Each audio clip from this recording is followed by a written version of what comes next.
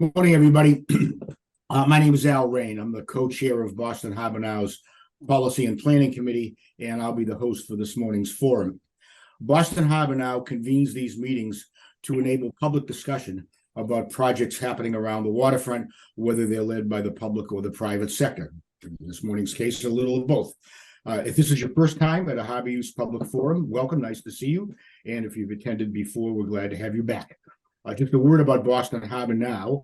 We're a nonprofit focused on ensuring that the waterfront and the harbor islands are increasingly prepared for the impacts of climate change, and that they provide welcoming and inclusive open space and indoor uses to people from all over Greater Boston. We call this vision of an equitable, resilient, and accessible waterfront Harborwalk 2.0. Our work spans a wide range of issues, from commenting on waterfront development projects to planning for future ferry service to bringing underserved communities out to experience the harbor islands. Boston Harbor Now believes strongly that the waterfront belongs to all of us, and that by bringing together interactive conversations like this one today, we can help ensure that projects are both inclusive and resilient. We're very excited today to hear about a project that will increase the capacity for maritime uses in the Boston Harbor Shipyard and Marina in East Boston, while bringing new Harborwalk and public activation to that site. We'd like to begin by doing two quick polls. Yep, there they are. The first one is just give us a sense of where people are from. So you can see to check one of the above, live and work in East Boston, live or work in another Boston neighborhood, live or work elsewhere in Greater Boston, or live or work even further afield. So if you would indicate on that which one applies to you, that'll give us a sense. And then the second one is to give us just a sense of how familiar you are with the Boston Harbor Shipyard and Marina. You could be very familiar, somewhat, a little, or not at all, but it's always helpful to have a sense of that. So if you can just take a second and do that. All right. Some people from East Boston, most people from, if not from East Boston, somewhere else in the city. A few from elsewhere in the region, and no one from further afield. A lot of folks indicate they're very familiar or somewhat familiar with this location and project, which is great, and that'll facilitate our discussion. So, located in East Boston along the Inner Harbor, the Boston Harbor Shipyard and Marina is Boston Harbor's only full-service shipyard. The BHSM, Boston Harbor Shipyard and Marina, is primarily located in a designated port area, which most people on this call know are districts reserved by state law for marine and maritime industrial uses due to the location's proximity to certain physical features needed for their operation, deep water and other things on the land side.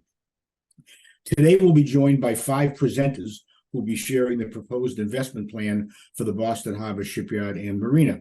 They are Ann Lagasse, principal at Ocean Havens, Andrew Hoggins, the chief development officer at Massport, Jamie Fay, the president of Fort Point Associates, Marshall Greenland, the general manager at the Shipyard and Marina, and Sal Lamartina, the community liaison for the Shipyard and Marina.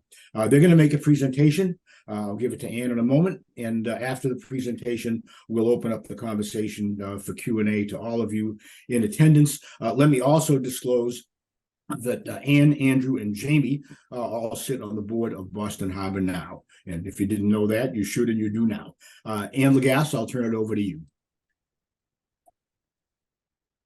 Great. Good morning, everyone. And I'm Ann Lagasse, and I'm thanking you all for attending this Harbor Use Forum. We're excited to share our plans for the Boston Harbor Shipyard and Marina with some of our teammates, Marshall and Sal. And you'll also hear, as Al just said, from Andrew Hargraves of Massport and Jamie Fay, our permitting consultant. Next slide. Meet our team. Next slide. I thought I'd spend a little bit time about sharing our background, Ocean Havens. My husband Chuck and I have been working on the waterfronts for probably over 40 years. Yes, we started when we were 12. But yes, we worked 30 years in downtown Newburyport, where we restored, managed, and owned 30 historic buildings and built and managed 4 marinas in a shipyard. Our focus was and is today the adaptive reuse of these historic properties and attracting and supporting tenants, mostly small independent tenants. We started working in Boston in 2007, buying Boston Yacht Haven Inn and Marina out of bankruptcy. Today, we operate 6 marinas in Massachusetts and 1 in Portland, Maine. I'd like to, Macy, can we go back to that slide? I just want to talk a little bit about this photograph because I think this is a very good example of our work. This photo is Charlestown Marina in the historic Navy Yard in Charlestown. We want to share this story about this renaissance on the waterfront. In 2017, the Mass DEP and the AG's office shut down this marina, forced the former owner to close it. We were actually contacted by the Friends of the Charlestown Navy Yard who knew about our work and asked if we would take a look at it. Fast forward, we purchased it. And this was literally a project that we had to remove all the piles, all the docks, and rebuild from the ground up. That required building 160 new piles, 371 slips. And we like to say that this was built in Boston. Most of all these piles, all these slips, and you're looking at these fabrications of piles, bollards, and cables were built in East Boston in our shipyard by our tenant Blue Atlantic Fabricators. Fast forward, this marina just won Marina of the Year in the United States for our efforts in terms of engineering, marketing, community service, and environmental efforts. We celebrated with our neighbors this past June and our advocacy groups and permitting officials in Boston Harbor. So we have the experience to do what we say we want to do at the shipyard. So I just want to share that with everyone. Next slide, please. The shipyard, as we all know, is a very interesting, eclectic mix of tenants. We have 30 small business tenants directly related to the marine support industries. We have over 450 employees that work in the shipyard today, and many of them from East Boston. Next slide, please. Here's an example of activities that take place every day in the shipyard. Commercial hauling. We'll speak about wind farm support. The picture on the lower left, that's Blue Atlantic Fabricators, and we have a fueling operation for both commercial and recreational vessels at the shipyard. Next slide. Here are some of our tenants. We're excited to say that DEMI, the first tenant you're reading about, offshore wind, which is the world's largest wind farm construction company, has signed a lease with us in the shipyard. So we will be their U.S. headquarters for DEMI offshore. You can see many of our other tenants, again, all marine industrial tenants supporting the working port of Boston. And I want to comment about the last bullet here is Harbor Fuels. When we started working in Boston Harbor, we realized the need for convenient fuel location. So we built Harbor Fuels, again, in the shipyard. And today you can see the number of vessels we service in Boston. We are very concerned, like most of us, about climate change. And, we see the evolution of vessels to electric boats. So we are planning for the future for Harbor Fuels to be able to provide the electric services to fuel electric, well, I don't want to say fuel, but service electric boats. So just to let you know that's happening at Harbor Fuels as we speak. Next slide. In addition, we have quite a few non-marine related tenants. We are proud to say, with our tenant and partner, Harbor Arts, we are the largest public art display in the city of Boston. And our future plans do call for more public art and interpretive signage to tell the incredible history of the site. The ICA Watershed is our tenant here, and last year they welcomed over 30,000 visitors to their museum and special events. And it's great to see so many of these visitors who come to East Boston by water taxis. Our investment plan includes opportunity for additional food, art studios, and retail in our planned container village. So thank you. And now I want to turn this talk over to Andrew. Good morning, everyone. I am the Chief Development Officer at Massport. So I oversee, and my team helps me manage about 450 acres of maritime and commercial real estate Massport owns around Boston Harbor. Like many of our properties, the shipyard in East Boston is under a long-term ground lease to the Legacies and their team. And we are incredibly excited about their physical plan for the property, their investment plan in the property. It's like many maritime industrial facilities in the port. It's much of the infrastructure is 100 years old or more, and these facilities need investment to modernize them and stabilize them and give them decades more, centuries more utility in Boston. Anne touched on the mix of uses that they have and the mix of tenants. And I think that's one of the real strengths of this property from Massport's perspective. It's creating blue collar jobs. They're revitalizing industries that have been there and need a shot in the arm. And it also integrates, as you heard, a number of really terrific, diverse attractions and interesting uses like the ICA, like the Down East Cider facility, Seabiscuit, and others. So it gives the public a reason to be there on occasion and to see the maritime industrial activity that's going on, which often the public doesn't have a chance to really observe and understand. So I think that's one of the great selling points of this facility. But we're excited in your interest about the property. I think it's in some regard a bit of a hidden gem there. I think a lot of folks don't realize all the dynamic things that are happening. So I'll end my remarks there and just let Anne and her team talk about some of the exciting things they have in the works. Thanks, Andrew. The next, Jamie Fay will be speaking. Good morning, everybody. I just wanted to give a little background on context for this site and this discussion. I know you're a very sophisticated audience, so a lot of this is probably not news to you, but just wanted to highlight here on this screen what a designated port area is. This is an area that the Commonwealth has designated as being a priority area for maritime industrial use.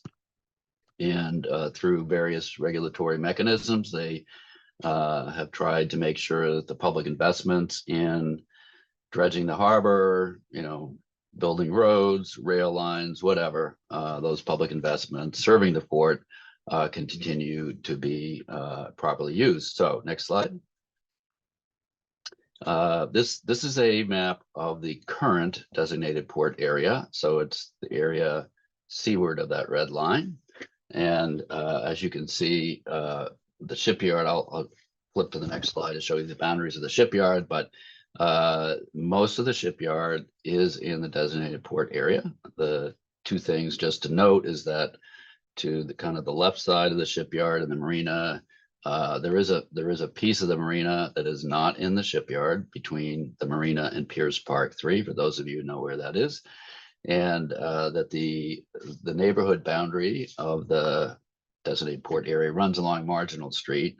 And if we can go to the next slide, you can see the boundaries of the shipyard itself. So there are some portions of the shipyard that are north of Marginal Street that are not in the designated port area. There is the piece of the marina to the Piers Park side, which is not in the DPA, but the majority of this property is in the designated port area, and it's an integrated facility. So it is run as a whole. It's not subdivided. It's taking advantage of a mix of uses, as Andrew noted. And I would say this slide probably is not correctly titled. Roseland is, this is really the Massport properties in East Boston, not the Roseland properties. But to the left is the property which was developed by Roseland and now under different ownership, but those units were developed starting around 2000. Massport did a a lot of planning for this. And let me just actually back up a little further. So the shipyard itself was originally Bethlehem Shipyard. I mean, in the last century, before that it was Simpson's Dry Dock, but Bethlehem Shipyard ran a very busy ship repair facility here through World War II, and I'm not exactly sure when it ended, but sometime in the 1980s, the shipyard was sold to a different entity, and then Massport, with some vision, realized that this was a critical property to them between their existing properties, which include where Roseland is now, Piers Park 3, the original port properties that Massport obtained when they were created, and the airport properties to the east. So Massport had the wisdom when this came on the market to acquire this shipyard to be able to control the uses of that property in the long term, and specifically to make sure that it did not become a residential property in proximity to the airport and to the detriment of the working port. So Massport did some great planning in the late 1990s. They put this package out of properties around 2000, the competitive process. Roseland was the selected developer, but it was a package. It wasn't just the pieces that were programmed for residential use. It was those parcels around Pier 1, but also the shipyard. And the whole philosophy was that the development of the residential properties would help to underwrite and subsidize the capital costs in the shipyard. And it's a great story, and it really is. It was a successful story. The shipyard had been operated by Cashman Construction to support the drilling of the tunnel from Deer Island out into Massachusetts Bay, the 9-mile tunnel. And all that work was supported out of this shipyard, and it was heavy duty trucking and barges and cranes and a lot of wear and tear on that shipyard. So by the time that this RFP Massport had came out in around 2000, the shipyard was really run down. I mean, it really took a beating. So the opportunity was presented that, you know, Roseland was successful, developed those residential properties, and essentially transferred millions and millions of dollars into the shipyard for capital improvements. And so that helped a lot. And as that evolved, eventually Ann and Chuck Legacy became the long-term lessees of this shipyard and are now, you know, essentially going to present to you today their long-term capital plan for further improvements to the shipyard. So with that, I will turn it over to Marshall, who I think is going to talk about the specific plan for the shipyard. Thank you. Thank you, Jamie. Yeah, so well, now that we have a little bit of history and zoning, and talk about kind of some of our existing conditions, a little bit of the work we do now, and what our investment plan looks like. So this is a general overview of the concepts we have for the investment plan. The blue buildings are the proposed new marine support buildings, and kind of in the middle of the blue buildings, there's we have showed the filled graving dock here, which is part of the plan. Some of these pictures just show kind of what we're dealing with infrastructure. You know, the infrastructure that the yard's built on is two eras: the early 1940s and the mid 1850s. So the combination of kind of granite, wood, and steel, all about 100 years or more older. So as Jamie mentioned, a lot of heavy uses over the years, and a lot of that's starting to show. So the picture on the bottom left is just kind of typical types of sinkholes that we experience around the waterfront due to either failing floors on relieving platforms or just tidal fill loss from old bulkheads and head walls. The bottom right is just kind of what you'd expect to see on the underside of a 100-year-old structure, the wood piles and concrete head wall. And then the top right is just an example of what sheet piles from the 1940s look like today. All of these are, areas of planned improvement so that we can, conduct the heavier operations that we're seeing demand for. So, next slide, please. So it's overview of kind of the areas that we're looking to hit on the investment plan. So at the top, infrastructure investment. So that's upgrades, replacements, additions for existing piers, waterfront bulkheads, specifically the need to do heavy lifting, onto barges. Existing buildings are in various states. Some we have begun to upgrade, others are still in need. The new marina, existing marina upgrades, filling the graving dock to connect the industrial part of the yard and kind of expand our land area. With that, we'll be making investments in new boat lifts and yard equipment. We've been kind of gradually upgrading some of our equipment over the years. As we saw in the first picture, we were operating with a 50-ton travel lift that's over 30 years old. So we'll be upgrading that one to a 75-ton lift and then building new piers for that, and additionally new piers and a new 300-ton travel lift for larger commercial vessels. Constructing the 4 new marine use buildings. So these will be primarily tenant spaces to service the increase in demand. Our increased ability to haul these boats will create a need for people to service them. So we'll be looking to add 100,000 additional rentable square feet that can provide space for up to 15 new tenants in those buildings. The marina investment will be an additional 5,000 linear feet of new slips, and that part of the marina will include a new fueling dock, electric charging in slip for electric vessels, and wave attenuating breakwater to protect the infrastructure and the shoreline behind the marina. As far as the kind of public access side of it, as it's been mentioned, we have a great kind of mix of industrial and public access throughout the yard. So we'll be improving and expanding the pedestrian access through the yard with just better ground conditions, furniture, greenery, additional open spaces, more designated paths that are separated from the industrial activities.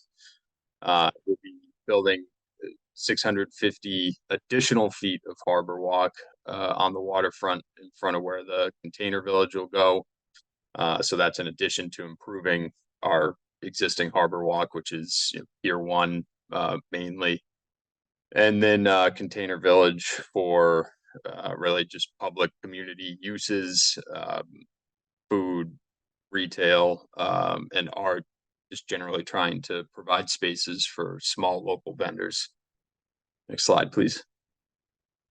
Overview of the guiding principles, economic, so supporting and growing our marine industrial uses, which are really thriving in the shipyard and in need of space throughout the harbor, and creating those new jobs. And in addition to that, supporting an upcoming workforce through training, whether it's training on site, funding training offsite, investing in some of the local schools that do this type of training to try and really build back this workforce in the local community. Community focus, as we talked about on the last slide, is improving and expanding our public access, and really building on the community destination of the shipyard, showcasing the history of the site. There's amazing history here that if people are familiar with the yard, and can you know about, but it's not well told.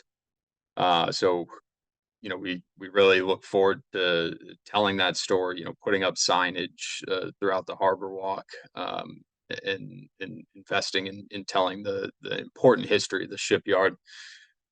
We'll be making a designated community room, utilized by East Boston community groups, and we hope to have that additionally be another area where we can highlight the story of the history.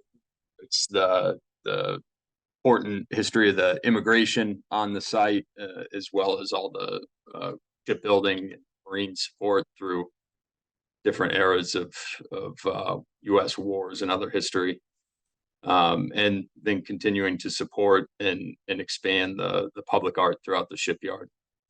Infrastructure and environment, remaining at the forefront of environmental innovation and supporting new ideas to improve resiliency.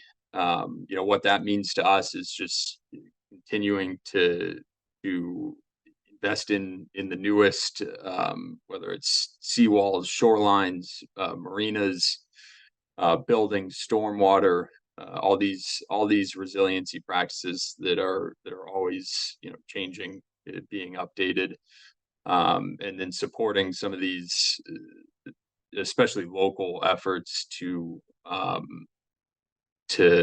explore new practices, which we have a few local partners with now that we support there, and building on the green initiatives, including renewable energy. So we have plans to large scale solar on the rooftops, and going back into the existing buildings and updating all of the utilities to meet today's efficiency standards. Next slide, please. So this is a general timeline on the left with overview to the points in the picture on the right. 2024 will be permitting and completing our permitting and engineering efforts. The purchase of a new 75-ton lift and the installation of new piers for that lift. That'll be in the existing space of our 50-ton lift. 2025, cap and fill the graving dock, replacing bulkheads at piers 4 and 5, which are the two piers to the left and right of the graving dock. Currently pier 4 is a granite bulkhead that was installed in 1853. Pier 5 is sheet pile from the 40s, and also constructing building 1 and 2. Building 1 would be the smaller blue building all the way at the bottom, and building 2 would be the one all the way to the north at the top. 2026, 300-ton travel lift with new piers. So that's the bigger travel lift shown to the right of the screen. And then constructing buildings 3 and 4. So building 4 would be the one all the way to the right, and building 3 would be the one just to the top of that. So those would be the main support buildings, particularly for the larger boats that the bigger travel lifts would bring in. And then constructing the new marina, Harborwalk container village, which is on the bottom left. So this is kind of an overview of all those points, just kind of showing how we kind of can separate out the general areas of the yard. So the darker gray area highlighted as Shipyard is really where we're trying to focus all of our industrial activities.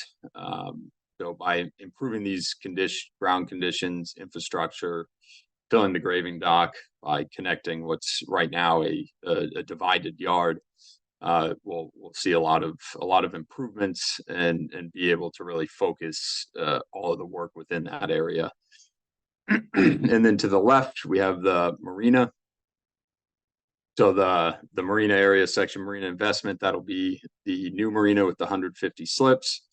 The marina to the right of it is the existing marina, which will stay as is with continued upgrades. This slide in orange highlights some of our public access initiatives. You'll see the long orange arrow kind of pointing down the screen is our existing Harborwalk on Pier 1, which is our marina pier. And then to the left of it will be the new Harborwalk and just increased public access area with the container village, open spaces, employee break areas.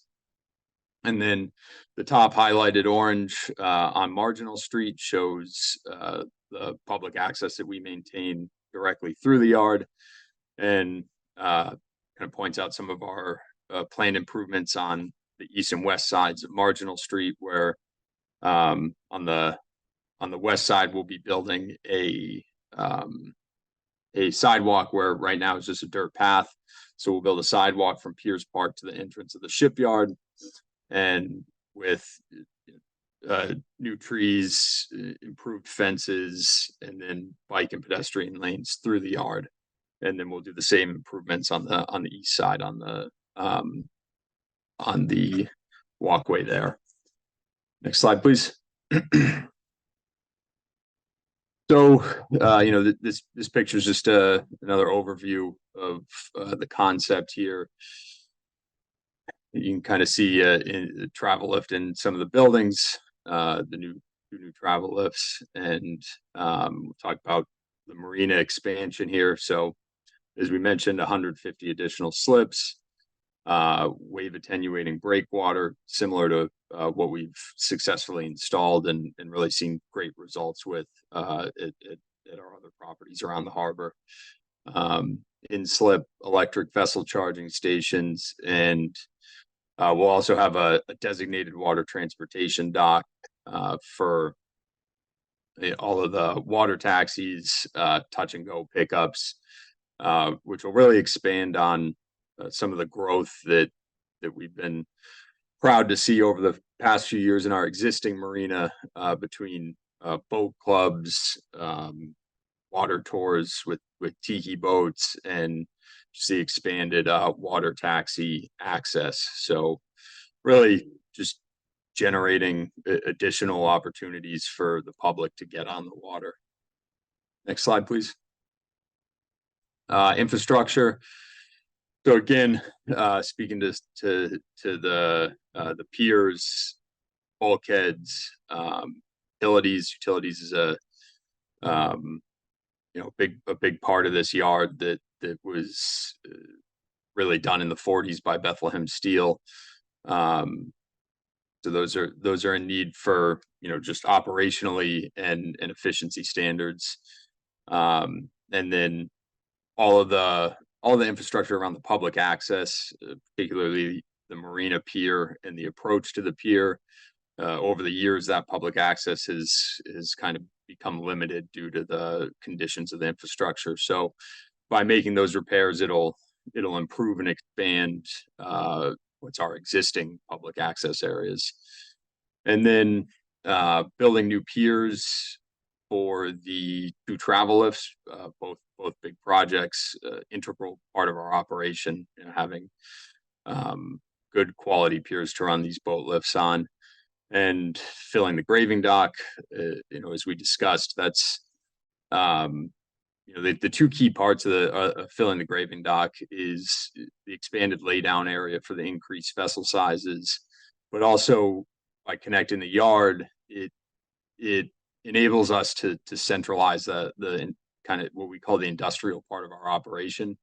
So right now, with the graving dock, we have to often go onto Marginal Street with heavy equipment, trailers, boats, stuff like that, which is also the public access area. So by consolidating this, it'll eliminate the need for us to go out and around. So it'll be an additional improvement to the public access. Next slide, please. So the buildings, as we mentioned, 4 new marine use buildings. These will mostly be shop type buildings, so big overhead doors that we can bring boats in and out of, or that marine industrial tenants can have, keep their equipment in, keep their inventory in for maintaining their boats, making repairs, and then modernizing the existing buildings. So right now we have about 190,000 feet of existing building space across, depending on how you count it, about 16 different buildings. And these buildings, again, are from 2 eras, the early 1920s and then the 1940s. So, those 2 eras were built for different uses, whatever the marine industrial industry needs were at the time.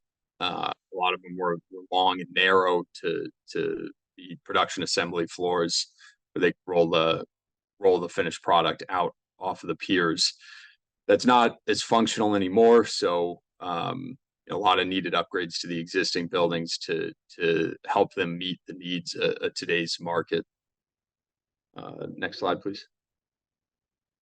For anyone who's not familiar with travel lift, we talk a lot about the existing travel lift, the piers, the type of work that we do, the need to haul boats out in Boston Harbor.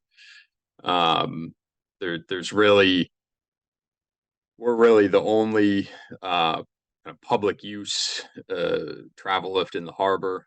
So we do all the travel lift business. Boston Boat Works does have a travel lift, but it's more for their boat building business.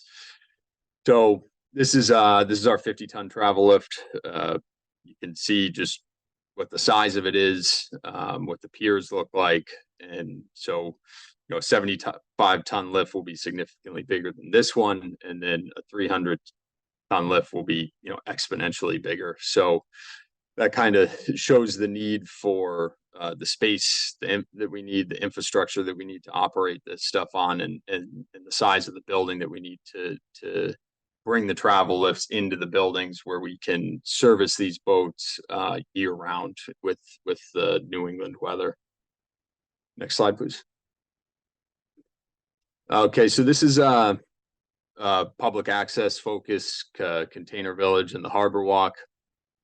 So this is our concept of what that will look like. So this is directly on the shoreline of where the new marina will be. So container village is, the goal is to offer additional vendor and retail space with direct waterfront access. So it'll be directly positioned off the Harborwalk with harbor views, the great East Boston views of the city, and connections to the Harborwalk through the yard. This will support additional local small businesses and restaurants, and provide additional neighborhood amenities. So the Harborwalk, the new Harborwalk depicted on the waterfront here will be about 650 feet of new public access with furniture, greenery, and light fixtures. We'll have designated pedestrian and bike lanes throughout the site, and we'll also be providing a new designated community building that we discussed on the earlier slide. Next slide. So for the public access, we'll be installing the marginal street sidewalk. So that would be on the road right to the north on this picture.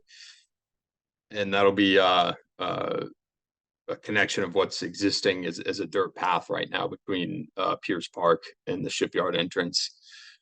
Adding more green spaces and trees lining the sidewalks on the east and west sides of Marginal Street, and then other movable planters and green space throughout the shipyard.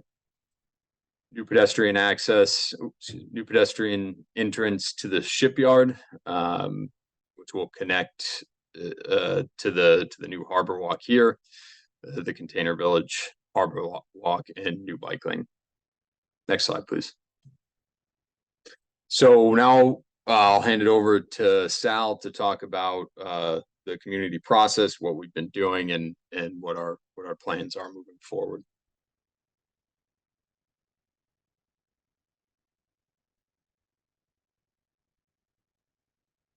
Good morning. My name is Sal Amatina. For those who don't know me, I am a lifelong resident of East Boston, and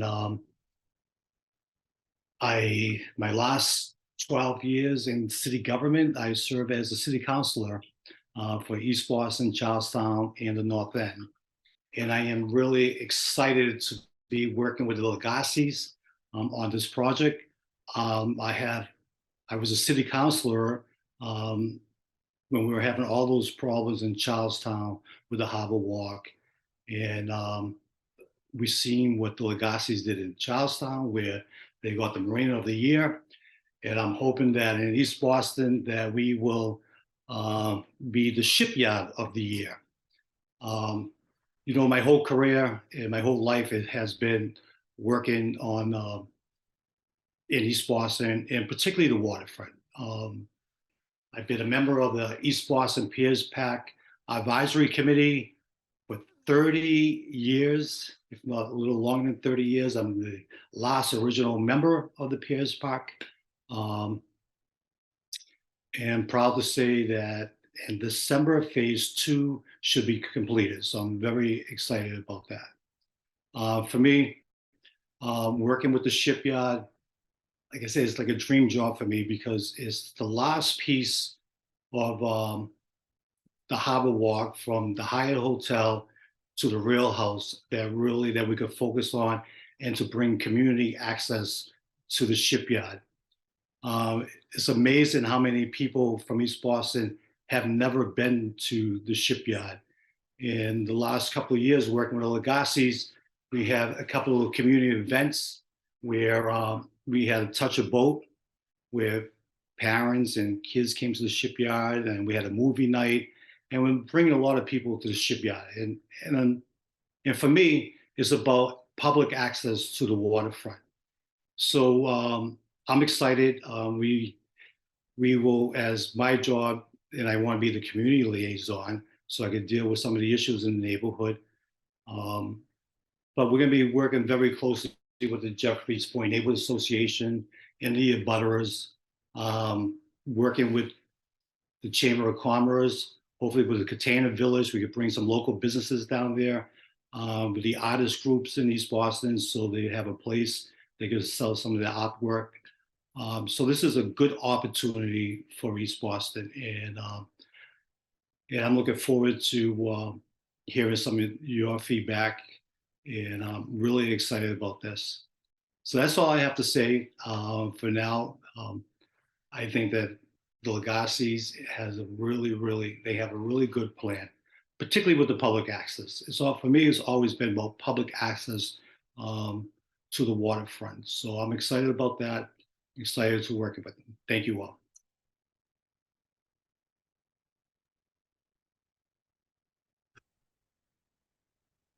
I just want to add to that real quick if I can. I know a lot of people here, follow Boston Harbor now. We are trying to schedule a working waterfront tour with the Coalition for Resilient and Inclusive Waterfront. They've had some successful tours over the past year, doing Charlestown and think South Boston before that. So the dates are kind of moving right now as we're trying to get some of the electeds tied down. But when we do schedule that and have a date, we'll share that with the Boston Harbor Now community. So please keep an eye out for that.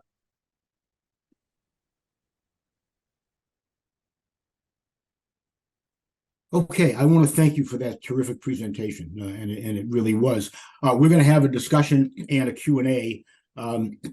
Alice is going to monitor that, and if you want to contribute, either raise your hand, I suggest electronically, or put a question in the chat, and Alice will see all of that and magically give everybody a chance until we run out of time. I'm going to ask a first question, and before I do that, I want to add a personal note. I'm probably not the only person on this call whose great-grandparents came to this country through the East Boston Immigration Station, which was immediately next door to the shipyard. And I would imagine that on their very first day in America, they walked down what's now Marginal Street, maybe it was Marginal Street then, to this property.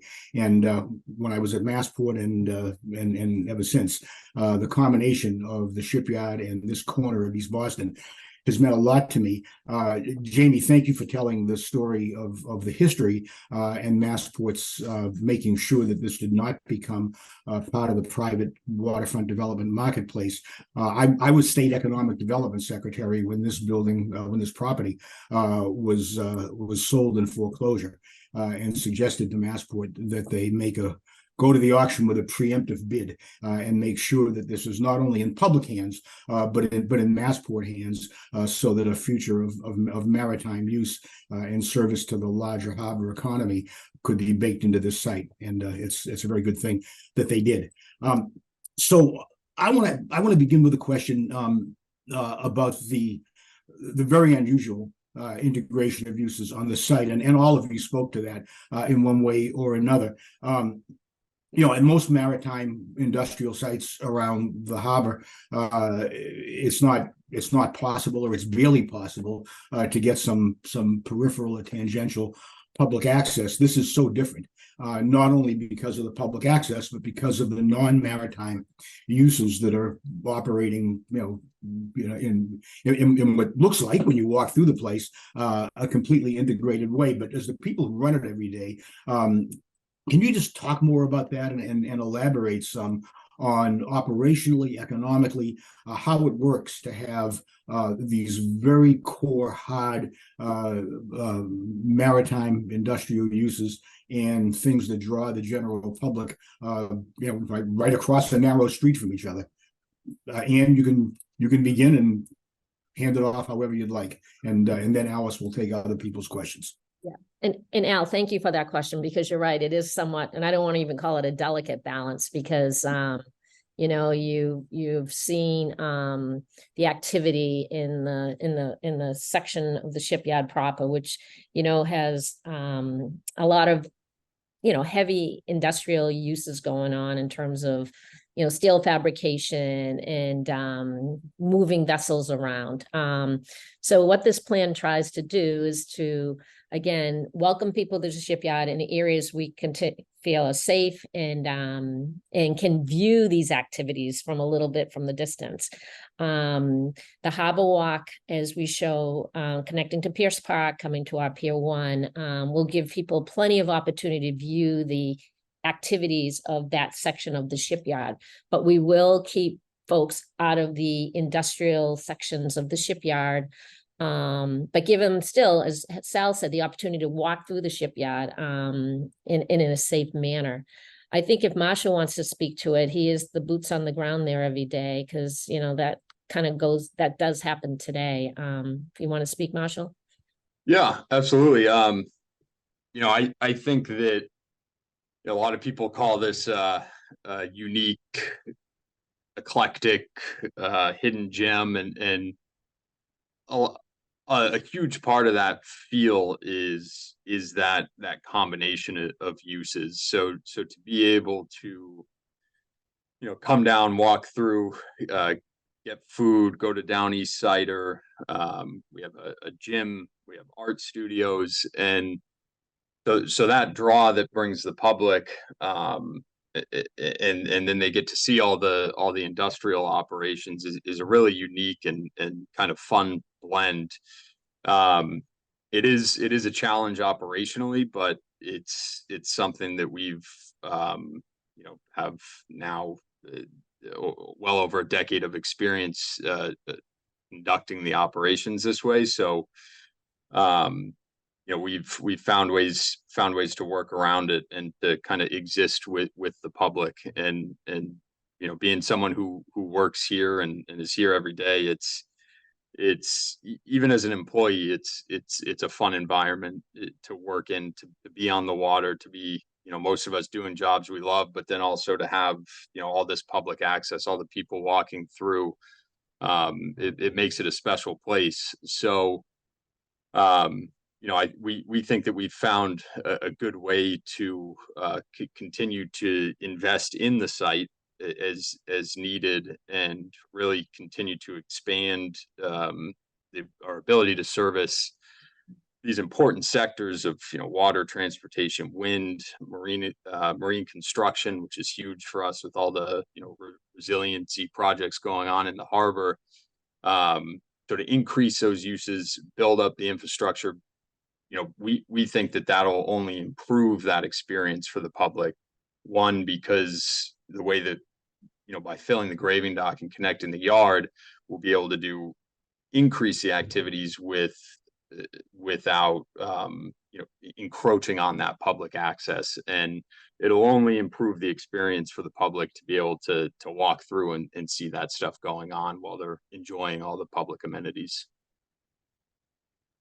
I'd like to add that I'm really thankful to the Legacies for adding that community room, because I think it's very important for us to talk about the history of the immigration center, the second largest in the country. And so this will give us an opportunity to talk about the immigration center, talk about the shipyard history, and also use it as a space for the East Boston Historic Society, so they can have a spot to display some of the old history of East Boston. So very excited about that room. Thanks, everybody. Alice? Thank you. Vivian Lee is up first. Vivian. Let's see. So I just want to be sure when we talk about filling the graving dock that the activities that used to go on there will continue. Clearly, with the filling of that, it would mean that the traditional activities related to that dock would not occur. So just want to be sure that we continue to provide the types of maritime uses that are possible. And I think related to that, because we are in a DPA, if you think about what's on either side of the DPA, you have right outside of the shipyard, between the shipyard and Navy Fuel Pier, which is owned by Massport, you've got a bunch of condominiums there, which had not been there previously, and certainly not there when Roseland was there. And likewise, on the other side, you can see a lot of the rental development that's occurring there as well.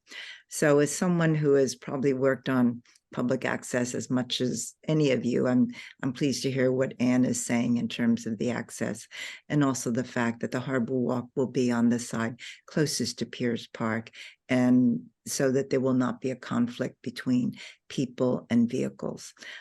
As Marshall indicated, there is the potential of large vehicles, trucks, and other types of vessels that will be vehicles that will be bringing in steel and other heavy materials. So we're not talking about little vans, we're talking about very large, in some cases, tractor trailers and such coming through the shipyard.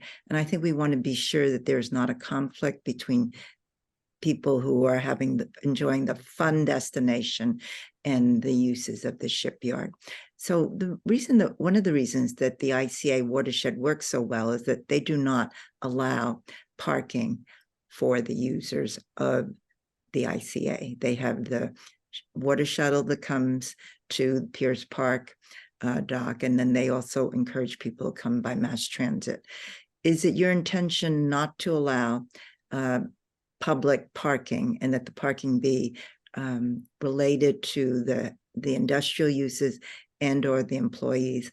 I know that like Boston Pilots, they get some parking spaces because they're your tenant, but can you talk a little bit about being sure that there is not a conflict between some of the truck uses and the tractor trailers and such that may be coming in with supplies for the heavy uses and pedestrians? Because the first time that, you know, someone comes with a child and gets hit by a truck, you know what's going to happen to the shipyard. What goes?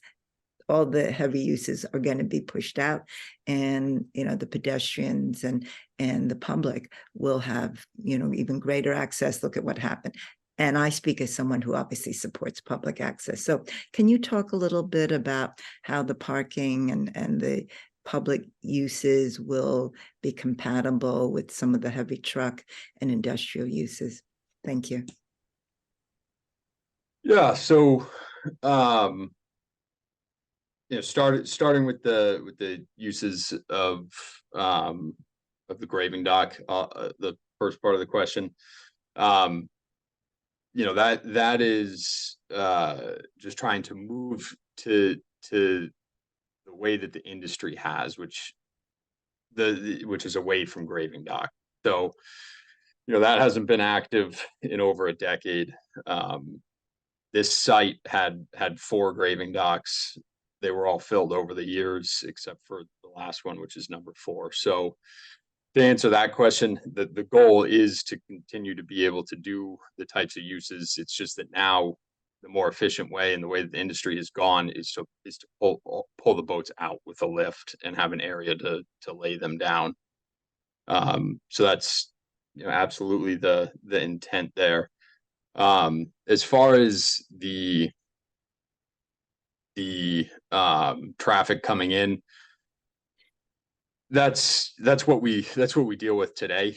So, you know, we don't see a really expansion of the type of truck traffic coming in, because it's already existing uses, whether it's, you know, Blue Atlantic, down east, bringing boats in. So that those are all existing uses. So we're not looking to create any sort of new use.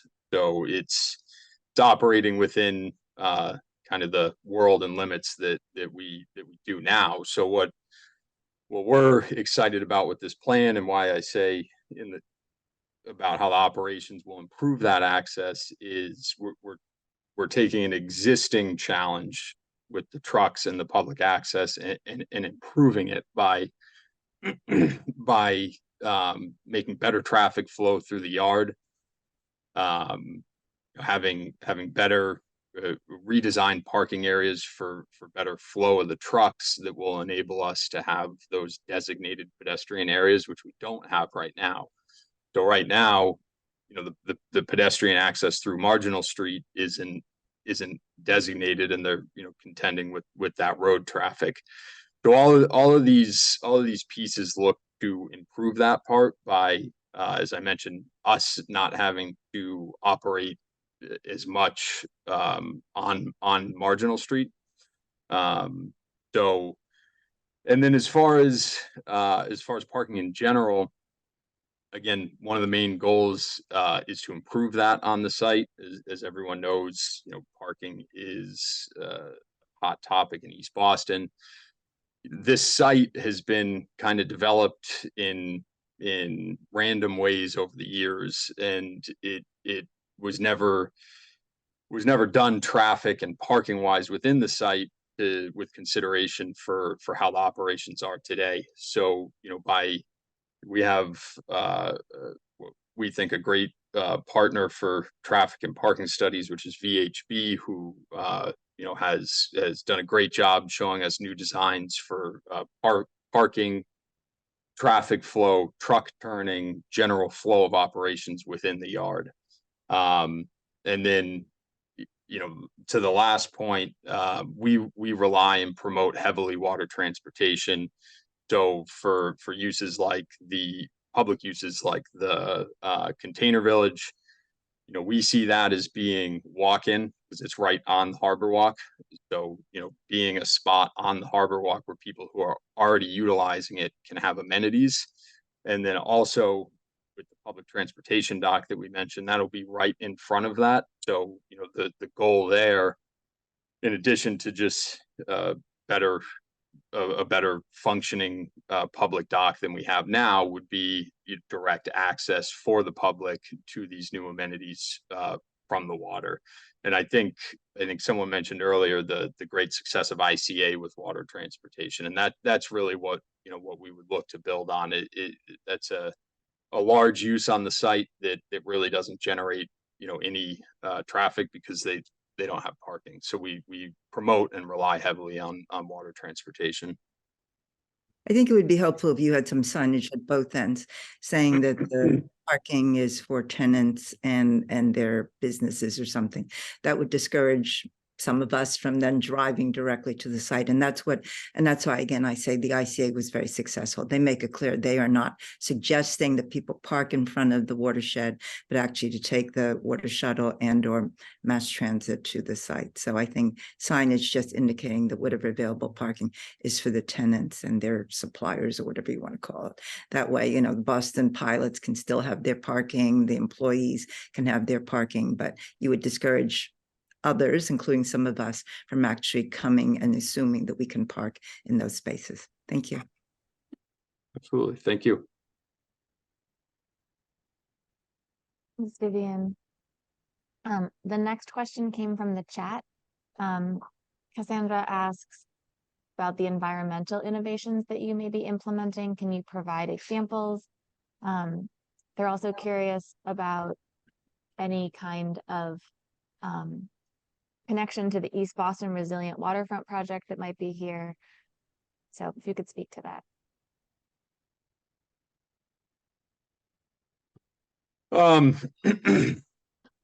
So yeah, as far as I can speak to the to some of the development plan climate projects. So a big part of the efforts will be just in addition to the upgrades from the new buildings, will be making needed improvements to the existing site. So some of the issues that we deal with are flooding, just the general condition of the older buildings, and stormwater. So stormwater in the marine industrial world is a big topic, and it can be difficult to manage on an old site like this. So, and it's important because as far as resiliency, it's making sure that everything from the site goes where it's supposed to go, which and that it's not going into the harbor, and that the water's clean and everything else. So in a lot of these shipyard and marina redevelopments, that's a focus. So ways that we do that is improving the underground utilities, improving the ground surfaces. To right now, the industry is going largely towards pervious surfaces over impervious. So over the years, we had a lot of pavement, a lot of pervious surfaces. So we'll be looking to go more in the other direction, which is better for stormwater. And then any new structures, piers, travel lift piers, and anything like that, we would look to raise above existing grades. And then back to the pervious ground surfaces, another big, what seems to be effective stormwater and resiliency practice is kind of natural shoreline swales, rain gardens, stuff like that, to collect the runoff from the roofs and the site. So we'll be planning to use some of those. And as I mentioned earlier, we partner with some local kind of resiliency efforts that we're trying to help, grow these ideas. And a lot of that's around nature-based infrastructure and resiliency. Proud right now to work with Emerald Tutu. We have some of their seagrass kind of infrastructure that's supposed to reduce the impacts of flooding, so that we let them test those in our water sheet. So a lot of it is focused on the improved infrastructure, higher piles, and that's a big one. Everything we build now is 20 feet over mean low water, so that's to protect from the rising sea levels, which is issues that we have now with our piles that were put in the 80s. They're just not tall enough, so when you get a big storm surge. Additionally, looking to renovate existing buildings to be more resilient to flooding impacts, which would be raising utilities above the floodplain. That wasn't a consideration when the buildings were built in the 1920s and 1940s. And then all the new buildings will be built, in the same way. As I mentioned, we look to put solar panels, highest efficiency utilities, built for the water to go through them in the event of flooding. Those do have to be built at whatever the existing grade is, just because of the nature of bringing the boats into them. So you look to the kind of flooding through type of resiliency practices for those. So hopefully that answers it. There was another question which I don't know if Anne's familiar with, but I wasn't sure about. Maybe I'll jump in, Marshall, on that. Okay. I think you did a great job of sort of explaining the challenges of adapting, a legacy shipyard to the modern standards. And I think you hit it right on the nail with stormwater being one of the most critical elements of that, which the existing shipyard really has never been designed or planned to manage its stormwater. So that's going to be a huge amount of the infrastructure investment. I think you highlighted the challenges of adapting buildings. I think the key issue here is the issue of resiliency, and how do you make sure that this shipyard can continue to function, right? In post-storm conditions. Industrial uses are certainly much less sensitive to flooding than residential or more developed uses, but still, you don't want people being out of business for 4 or 5 months following a major storm. So I think one of the things that Marshall's really focused on is how do we adapt our shipyard? How do we adapt the infrastructure, particularly electrical infrastructure, right? If your electrical infrastructure goes out, the whole yard is gone. No matter how good you design your buildings, if you don't have any power, you're not in business. So I think we'll put a lot of emphasis on that, and we're going to be doing some studies to really take a close look at that and see, specifically in this location, what the right design standards are for that, and see how we can reinforce the infrastructure and elevate for the yard as a whole, and then elevate within each unit, elevate that infrastructure so that doesn't get shut down and flooded out in storm conditions. With regard to the kind of larger district level resiliency planning for East Boston, probably most of you know that the Greenway, which ends not too far down Marginal Street, is a major flood pathway to the interior of East Boston. And there are multiple efforts at the city level, the Massport level, state level, to figure out how to essentially make that pathway no longer available in storm conditions, right? And not everybody here remembers the storm of 78, but I do. And that Greenway flooded out dramatically. I mean, the fire station has parking in the basement level, but all those cars were ruined in the fire station up on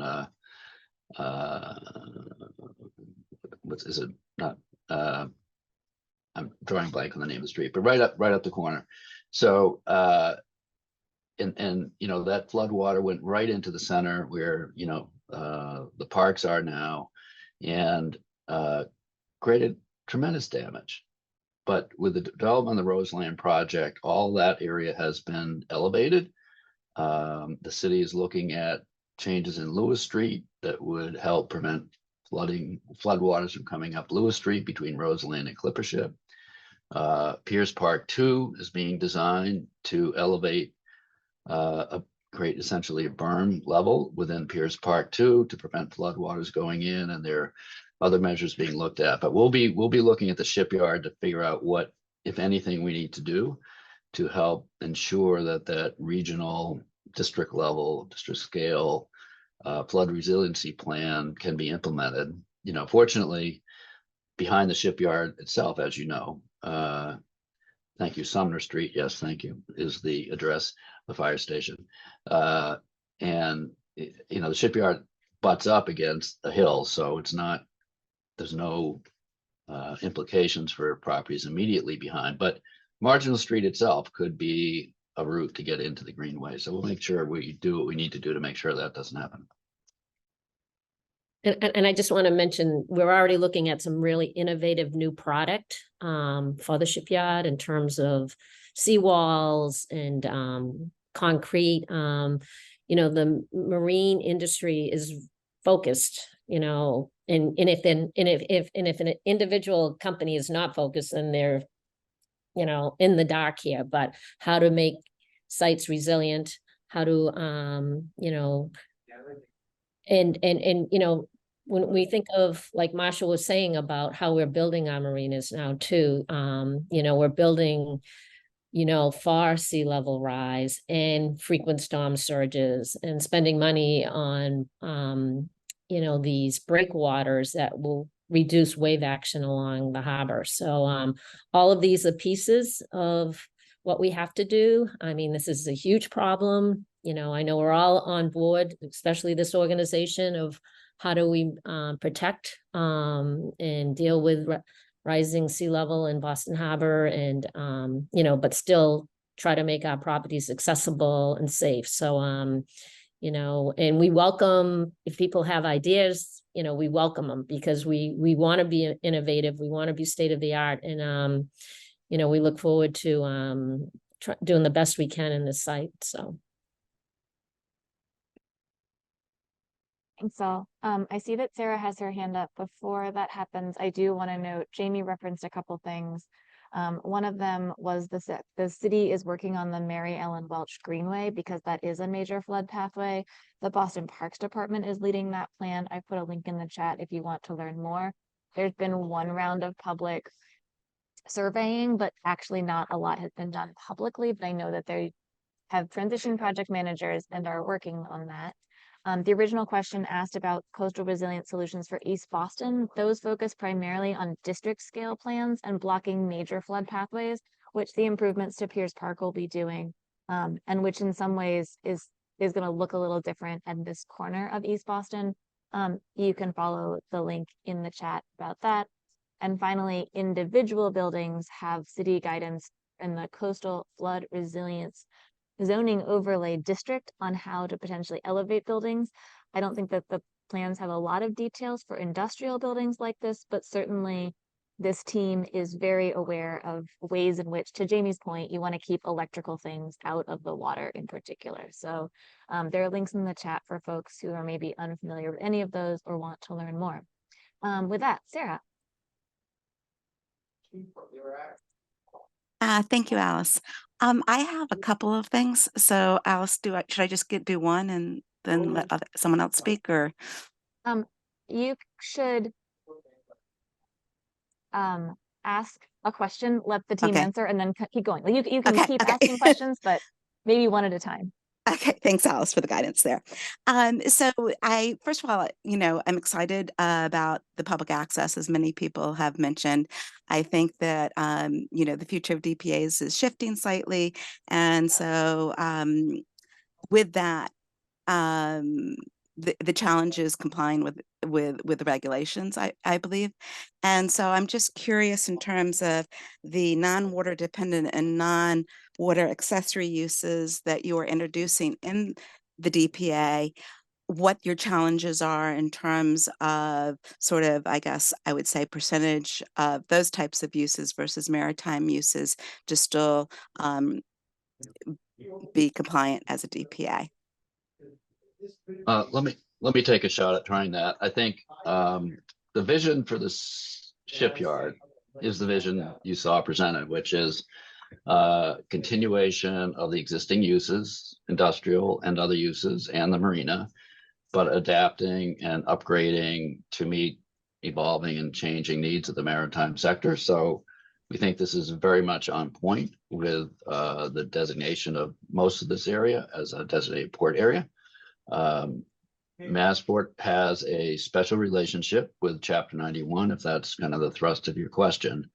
And Al Rain can give us a lot of history about why that is so, having been involved in negotiations of that particular provision, the regulations. But, you know, Chapter 91 basically allows Massport and undertaking maritime industrial projects to be essentially the trustee of the public trust. And so in this case, that is also what they're doing. So the uses, some of the uses here, which are non-water dependent, are actually not in the DPA. Some of the uses are, but we're given some flexibility under the regulations and to allow for, you know, relatively small percentages of non-maritime industrial uses to be in this area. And the marina is kind of an anomaly. Typically, marinas are not allowed in a designated port area, but this one was developed actually before the Chapter 91 regulations were developed and has kind of a grandfather status there. So, but it works very well and is very compatible and has been successful. The reason it was built was to provide some revenue and income to reinvest into the shipyard. And by that means, it has been a really critical component of the capital investment plans for the shipyard for, you know, 3 or more decades. Jamie, thank you. You queued up my next question beautifully. No. Because it is Chapter 91 related. So from what I understand, the container village and building 2 is outside of the DPA, but within Chapter 91 jurisdiction. So my question is, would there be a Chapter 91 license for that? As I know there's an existing MOU, so I'm just trying to, between Massport and Chapter 90 Mass DEP. So just curious on how that piece, you know, fits in from a permitting and a public engagement perspective.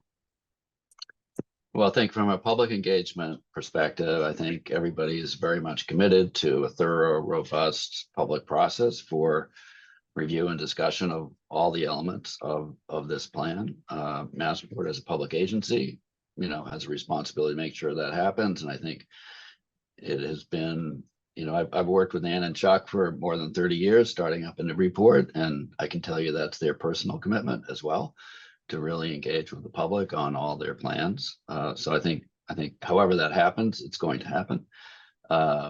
With regard to the container village, that's part of the shipyard, and Massport, and it's on Massport property, and Massport's relationship to Chapter 91 and the exemptions that they are allowed do not rely upon a DPA boundary designation. In other words, they have the ability to undertake maritime industrial projects wherever they may occur, in or outside of the DPA. Now, most of them are in the DPA, but I hope that clarifies for you how this project will be reviewed going forward. Sure. Although my understanding of the container village is that that's more of a retail use. So outside the DPA within Chapter 91 jurisdiction. Yeah, it is. Yeah. Okay. And then my final, I promise, Alice, question dovetails. Jamie, you've been like beautiful flow of conversation here for me. Talking more about public engagement. I mean, typically when there's a redevelopment project, even within a DPA, there is a public process that is, you know, run through the VPDA that Massport voluntarily agrees to go through. And this is a, you know, big, exciting project, but with a lot of impact on the neighborhood. And Marshall mentioned, for example, in answer to a question of Vivian's, yes, you know, we have VHB looking at traffic studies and parking placement, et cetera. But typically, you know, there would be a public as I said, a public meeting that would talk about all these pieces, traffic studies, shadow studies, et cetera, resiliency, all of these things. And I think that, not having someone to run those meetings and to invite the public is a lot to rely on abutters and neighborhood association meetings. And so I'm just wondering how you might be looking at making this process and this development and all that you're doing easier for the public to understand and give feedback on. Well, as I said, I think Ann and Chuck are very, very committed to working with the neighborhood association, with the abutters, to listen to their concerns and participate directly in the development of plans as we go forward together. That's, they have projects where they have 600-700 abutters, believe it or not. And it's certainly challenging, but it's, they have a lot of experience in working in those kinds of environments where you have people living very close to you and participating and interested and also benefiting from the improvements that you make. So I think you can be assured that this project will be well vetted with the neighborhood associations. And Sal, I don't know if you want to jump in anymore, but I think, Sal's indicated that, he's going to be taking the lead and making sure those voices are heard. You're on mute, Sal. Speaking of voices being heard, your voice is not being heard at the moment. Can you unmute yourself? I'm sorry. I just have, I was looking at the chat and for some reason, but anyways, we're looking to have, working with the neighborhood, particularly JP&A in the abutters. This summer we had 2 open houses at the shipyard where we invited the neighborhood to come in for a tour. So we're planning to meet a lot with the abutters in the neighborhood. I know that just in Charlestown, I think there were like 31 or 32 meetings. So I'm making myself available to anyone that wants to come down there for a one-on-one tour of the shipyard or to talk about our plan. But I'm looking to do a robust community process so everyone's involved in the neighborhood, because I think this is an exciting project for the neighborhood. And of course, there'll be some people that, that are against it. They're against anything that we do on the waterfront. But as I mentioned earlier, public access, and that's what I want to see. So we will definitely have a robust community process.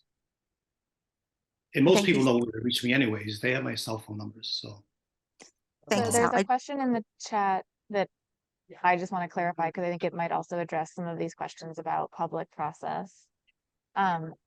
It's a question of whether Massport, this question specifically says, did you hear correctly that Massport intends to ignore Chapter 91 for those portions of the project outside the DPR? So maybe just specifically that question, but any other like permitting processes people can anticipate. Well, let me try to answer that. So it's not Massport, right? It's the proponents. The proponents will be fully compliant with Chapter 91. Absolutely. Yeah. Recognizing that Massport has a somewhat different process that is due to their role as the port authority of the Port of Boston, right? So all of us know, I think, and understand that the primary purpose of Chapter 91 is to preserve the waterfront for water-dependent uses. And then the second most important, but some people think more important, but actually the second most important is for public access. So Massport, as the state agency with responsibility to develop and support and promote the Port of Boston, has a special role under Chapter 91. And that has resulted, among other things, in a memorandum of understanding between the Department of Environmental Protection and Massport as to how things will be reviewed and approved in East Boston, a similar MOU in Charlestown, and a similar MOU in South Boston. So.